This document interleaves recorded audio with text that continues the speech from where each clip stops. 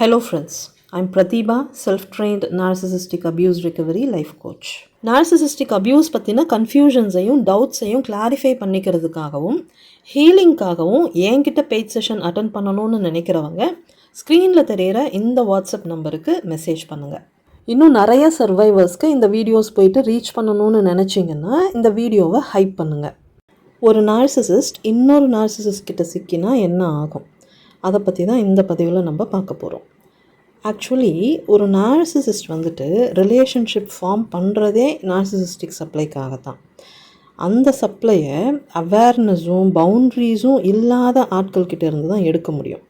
ஏன்னா அவங்கள தான் ஈஸியாக கண்ட்ரோல் பண்ண முடியும்.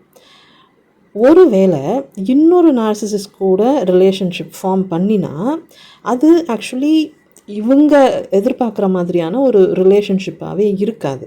ஏன்னா ரெண்டு நார்சிசிஸ்ட் ஒன்று சேரும்போது இதில் யார் சுப்பீரியர், யாரை கண்ட்ரோல் பண்ணுறது, யாருக்கு அதிகமான அட்டென்ஷன் கிடைக்கிது, இந்த மாதிரியான ஒரு கான்ஸ்டன்ட் ஈகோ வார் தான் அந்த ரெண்டு பேருக்குள்ளேயுமே நடக்கும்.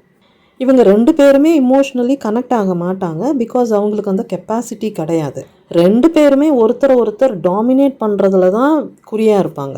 ஸோ இந்த மாதிரி ரெண்டு நார்சிசிஸ்ட் தெரியாதனமாக ஒன்று சேரும்போது பொதுவாக அதில் லோ ஸ்பெக்ட்ரம் நார்சிசிஸ்ட் தான் வந்துட்டு முதல்ல எக்ஸிட் ஆவாங்க. ஏன்னா இவங்களால் அந்த ஹை ஸ்பெக்ட்ரம் நார்சிசிஸ்டோட அந்த டாமினன்ஸை ஹேண்டில் பண்ண முடியாது.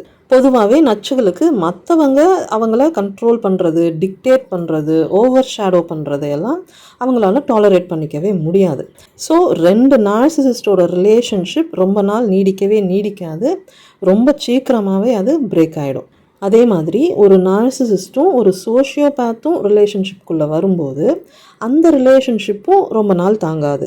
ஏன்னா நார்சிசிஸ்ட்டுக்கு தேவைப்படுறது கண்டினியூஸ் அட்மிரேஷன், சோஷியோபேத்துக்கு தேவைப்படுறது கண்டினியூஸ் யூட்டிலிட்டி.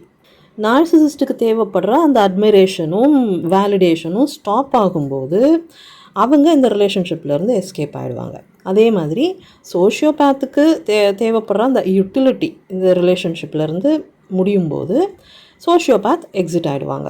ஸோ இந்த ரிலேஷன்ஷிப்பும் ரொம்ப ஷார்ட் பீரியட்லேயே முடிஞ்சு போயிடும். அதே மாதிரி தான் இந்த நச்சுகள் தெளிவான ஆட்கள்கிட்டையும் சிக்க மாட்டாங்க. ரொம்ப தெளிவாக செல்ஃப் அவேர்னஸோடு இருக்கிறவங்கள இவங்க த்ரெட்டாக தான் பார்ப்பாங்க. ஏன்னா தெளிவான ஆட்கள்கிட்ட இவங்களோட அந்த ஃபேக் ஸ்மார்ட்னஸ் வேலை செய்யாது, மேனிப்புலேஷன் வேலை செய்யாது, கேஸ் லைட்டிங் வேலை செய்யாது, கில்ட் ட்ரிப்பிங் வேலை செய்யாது, எதுவுமே வேலை செய்யாது. இந்த மாதிரி இமோஷ்னலி இன்டெலிஜென்ட்டாக இருக்கிறவங்களையும் செல்ஃப் அவேராக இருக்கிறவங்களையும் இவங்களால் ரொம்ப நாளைக்கு ஹேண்டில் பண்ண முடியாது. ஸோ இந்த மாதிரி ஆட்களையும் இவங்களே அவாய்ட் பண்ணிடுவாங்க. ஒரு நார்சிசிஸ்ட் ரிலேஷன்ஷிப்பை சூஸ் பண்ணும்போது இந்த ரெண்டு விஷயங்களை மட்டும்தான் ரொம்ப முக்கியமாக கன்சிடர் பண்ணுவாங்க. ஒன்று அவங்களோட சேஃப்டி, அதுக்கப்புறம் அவங்களுக்கு தேவைப்படுற அந்த நார்சிசிஸ்டிக் சப்ளை.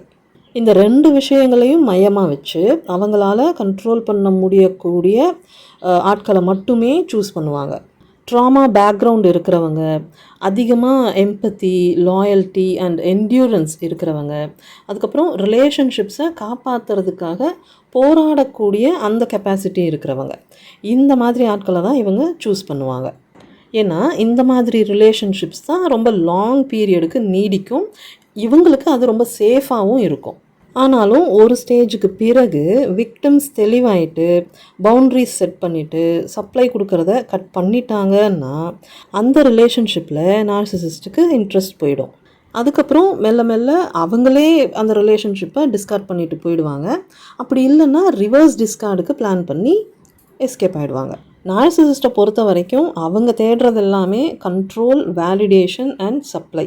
இது கிடைக்காத இடத்துல நார்சிசிஸ்ட் இருக்கவே மாட்டாங்க. அதனால தான் நார்சிசிஸ்ட் அவங்களுக்கு சப்ளை கிடைக்கக்கூடிய சேஃபான ரிலேஷன்ஷிப்ஸை மட்டுமே சூஸ் பண்ணுறாங்க. அப்படி சூஸ் பண்ணிவிட்டு சப்ளை கிடைக்கிற வரைக்கும் அந்த ரிலேஷன்ஷிப்பில் தங்குவாங்க.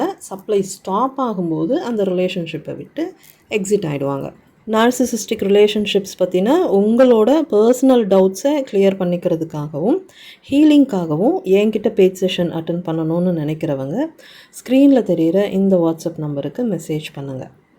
பத்திரமா இருங்க, பாதுகாப்பாக இருங்க, சந்தோஷமாக இருங்க. Bye friends.